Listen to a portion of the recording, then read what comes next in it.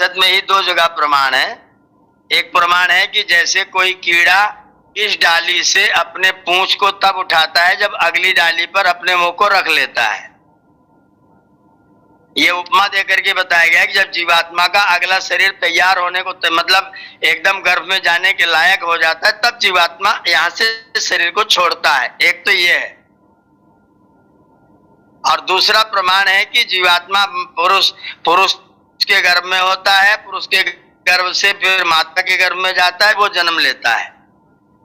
और दोनों उपनिषद में ही लिखा हुआ है।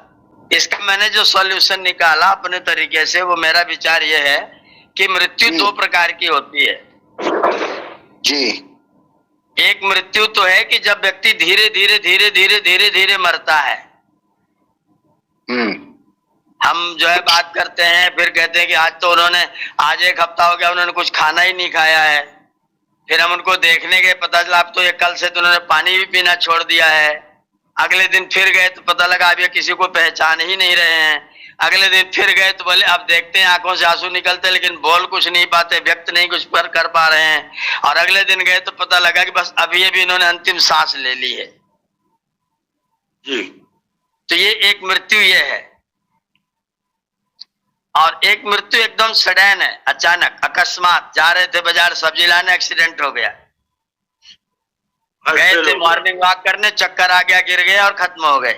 जैसे हार्ट फेल हो रहा आजकल, अटैक हो रहा है।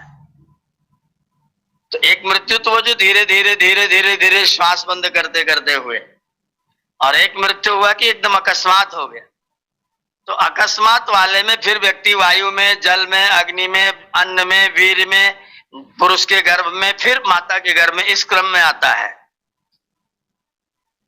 और जो धीरे धीरे धीरे धीरे वाले हैं उनकी तैयारी परमात्मा उधर जल्दी कर देता है और वो यहां से छूटते हैं और उसी दिन गर्भ में आ जाते हैं।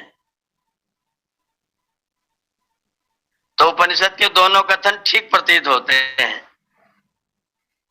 मोक्ष जिसको मिलता होगा वो अपना मोक्ष में चले जाते होंगे। और जो मुक्त होते हो तो मुक्त हो ही, उनकी कोई बात ही नहीं। वो तो हंसते हैं, बोलते हैं, बातचीत करते हैं, आपसे नमस्ते करते हैं, प्रणाम करते, फिर अच्छा जी अगर कोई गलती हुई हो, भूल भाल तो माफ कर देना, हम तो चलेंगे। वो महर्षि जी के तरीके से सबको बोल के, नमस्ते बोल के, ओम बोल के, नहीं बुला के, टाइम पूछ के, घड़ी देख के, समय पूछ के, बाल बनो के, नहा के, ओम बोल के फिर आराम से लेट जाते हैं। न उनका अकस्मात होता है, न उनका धीरे धीरे कुछ होता है। आचार्य जी नमस्ते।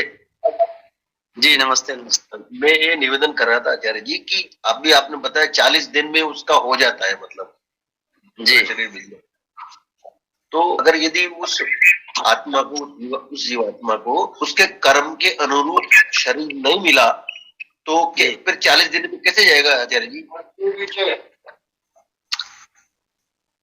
इतने प्रकार के कर्म हैं, मतलब वो कर्मों के इतना बड़ा जाल है कि कौन से कर्म का फल किस समय कहाँ किस प्रकार मिलने के लिए कौन सा शरीर प्राप्त होना है, उस तरह का शरीर कहीं न कहीं उसको ब्रह्मांड में मिल ही जाता है जहां परमात्मा उसको भेजते हैं।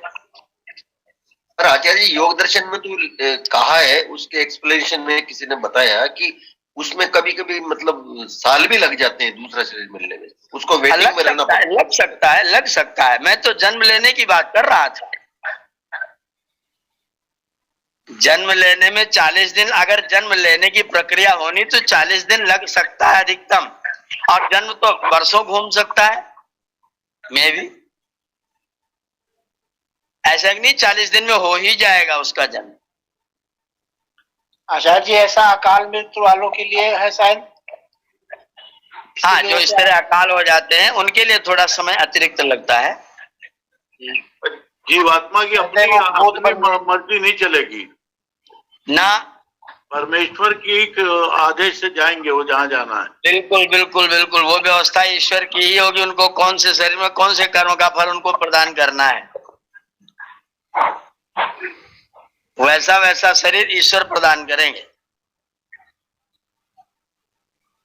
अगर जीवात्माओं की मर्जी चल जाए ना दर्शन जी, तो हम लोग कहाँ जाना चाहेंगे? आदमी अडानी अंबानी क्या जाना चाहेगा? अगर हमारी मर्जी चल जाए ना तो कर्म करेंगे कुछ भी और जाना चाहेंगे वहीं एक ही जगह। आचार्य जी, जहाँ जिसकी आसक्ति होती है जिस क्षेत्र में या समाज में, वहां जाता है, इसका तो प्रभाव पड़ता ही है। हाँ, आपकी वासनाओं का, आपके कर्मों का, आपके पुण्यों का, आपके पापों का प्रभाव आपके जाने आने में होता ही है। लेकिन व्यवस्था ईश्वर की है कि किस माता पिता के साथ जाकर के आपको कौन से कर्म का फल प्राप्त करना है। आपके कर्म प्रभावी होते हैं, आपके विचार प्रभावी होते हैं, आपकी तपस्या प्रभावी होती है, आपका ज्ञान प्रभावी होता है, लेकिन व्यवस्था ईश्वर की होती है।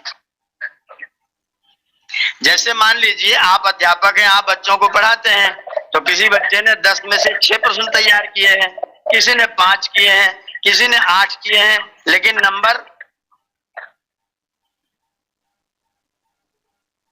नंबर तो सब लोग 80% ही पाना चाहेंगे ना जी जी। तो कर्म नहीं किया फिर भी नंबर तो वही पाना चाहेगा। जीवात्मा अगर इस मामले में स्वतंत्र होगा तो।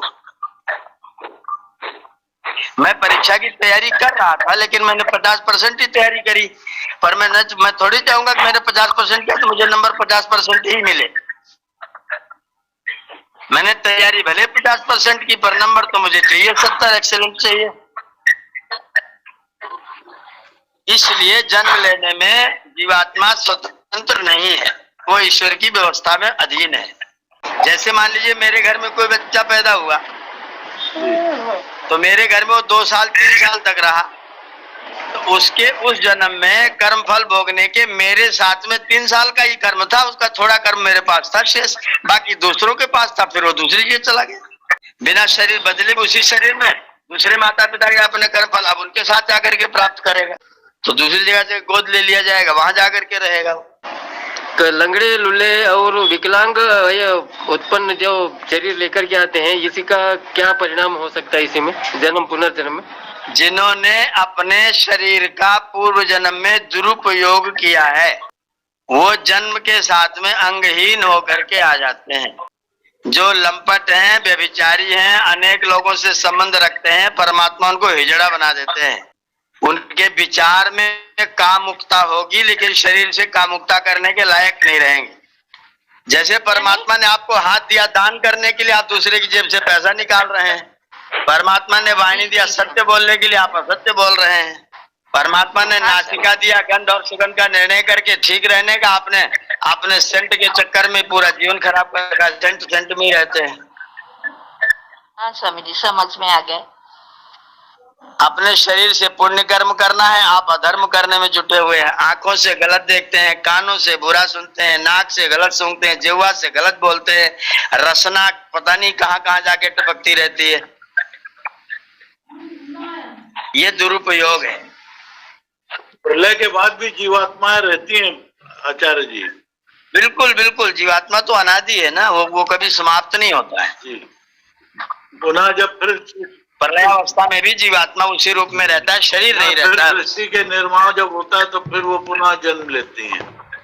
हाँ, फिर से उनको शरीर प्राप्त हो जाता है सृष्टि प्रक्रिया में।